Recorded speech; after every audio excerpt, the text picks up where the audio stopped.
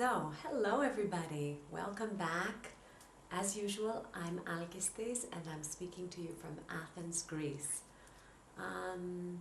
Today we're going to speak about something that most people probably experience in their lifetime and something that upsets them most of the time, and that is dealing with difficult people. How can we handle difficult people? First of all, we have to determine who are difficult people in our life and to what degree are we willing to invest in this relationship.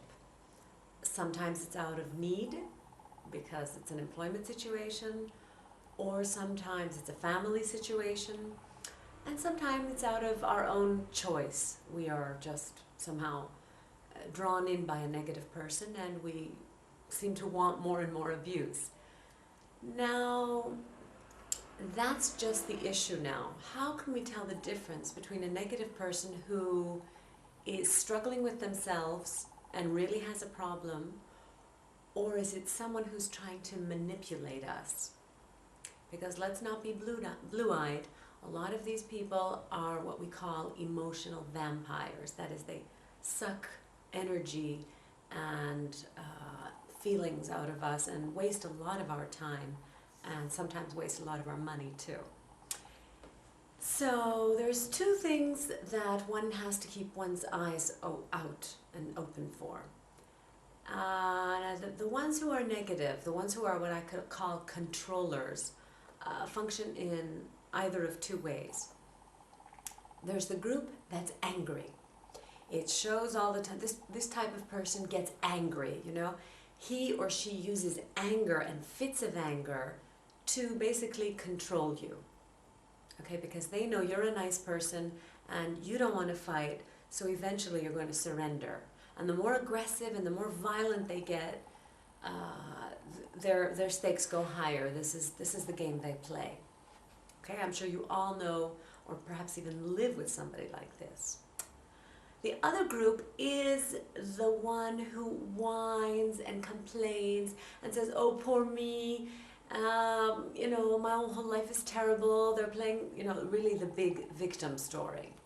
And in some way, they either blame you or they're blaming everybody else, but they want you to do something about their life. Now, as far as I'm concerned, these two types of people, unless it's like a one-off situation where there's a real drama or a real, you know, if it's a one-off, it's okay. But the thing is, it has to do with the frequency and the amount and the quality of this pressuring you. So you have to, basically with these people, we need to set limits and we need to lay down some ground rules. For example, there's no physical abuse. But even verbal abuse is a kind of abuse. So you have to keep your eyes open for that. But except for realizing, you know, whether you want to continue working in this relationship or not, which is a very personal choice, you know.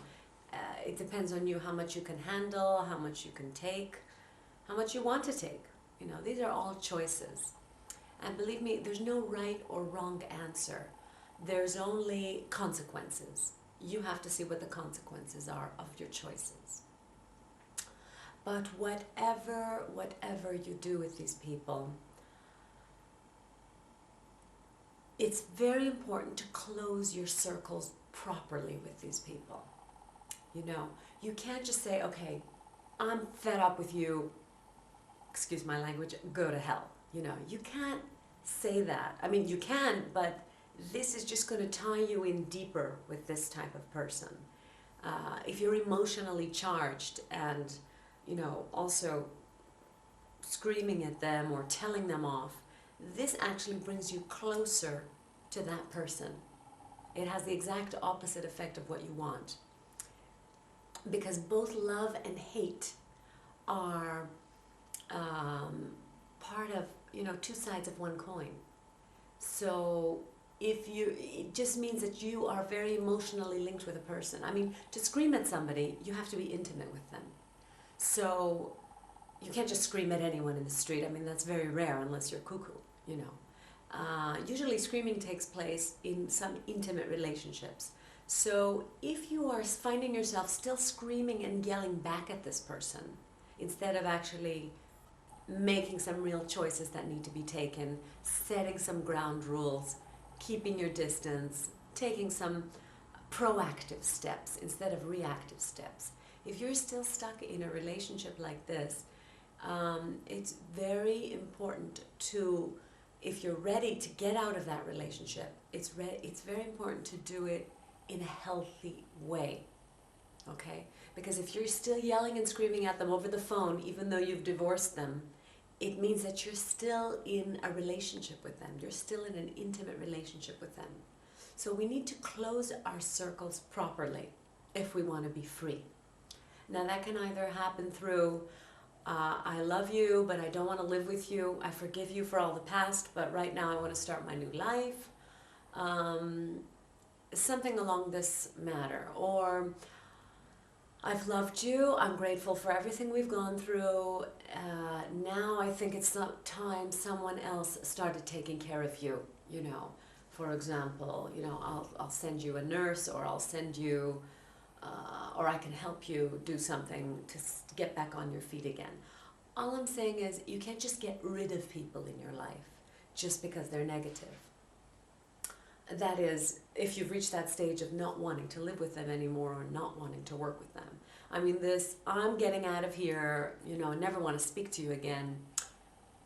This is not only negative because it keeps you in an intimate basis with the person, but it's also negative because you're very likely to enter a similar situation in your next relationship. Although you might think you're escaping it, and you might get some time off, you know, it's very likely that you're going to attract a similar frequency. Unless you take the break time to reassess, you know, your whole life and your whole self. That is, work on yourself. I mean, it's really a mistake to go from one intimate relationship straight into another. It's very likely that the next relationship is going to just pick up after the few months of honeymoon are over. It's very likely that the same thing is going to happen. So you need to keep an eye on how you close your relationship with these negative people, these emotional vampires, as I call them. It's very important to close in gratitude, okay, and in a responsible way. It's a very big subject. We'll keep talking about it another time, though. Take care. Thank you very much for listening.